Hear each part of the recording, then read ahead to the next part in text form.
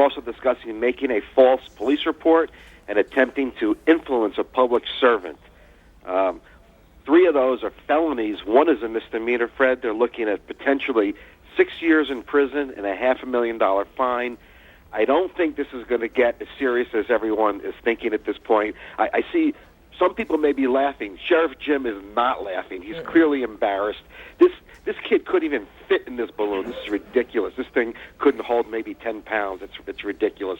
Publicity is good in Hollywood, except when you do it when you use law enforcement and lie to them to get it.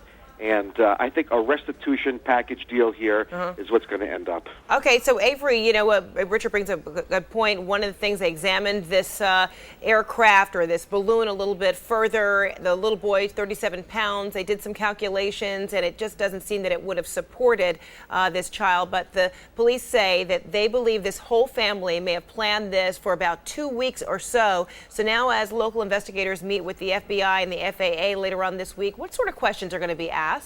Well, there'll be a whole bunch of questions, Frederica. Actually, part of what the sheriff didn't talk about is they have a smoking gun here. They've got Robert Thomas, who was an assistant to Richard Heenes, and he talked about what Heenes had in mind here. But clearly, the discussion that will occur between Larimer County officials, the FBI and FAA, is that there was a substantial commitment in terms of federal law.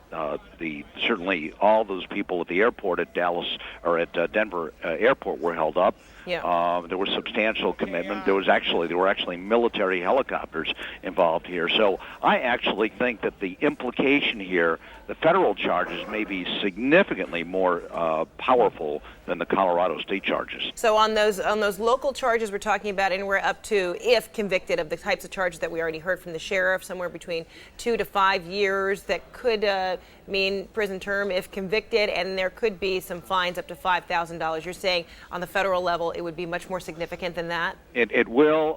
There's another part of this that you can't forget, and that is Children's Services have to be knocking at the door, Frederica.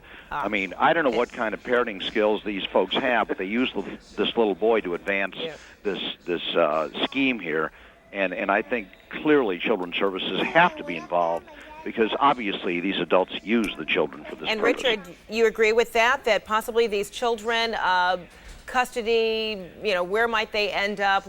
If indeed there are charges that are imposed against these parents, do you suppose that the children might be removed from their custody before there would be even a trial?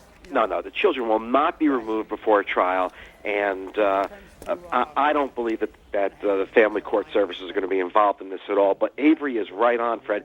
If they bring federal wire fraud charges, because they use the wires and phones to call into the local sheriff to report the missing, if the feds jump into this and buy that, that's 20 years just on a one wire count. So, and I'm sure there were several conversations when the fraud took place. So that's why the sheriff is saying we're having discussions with the feds. Oh, boy. All right.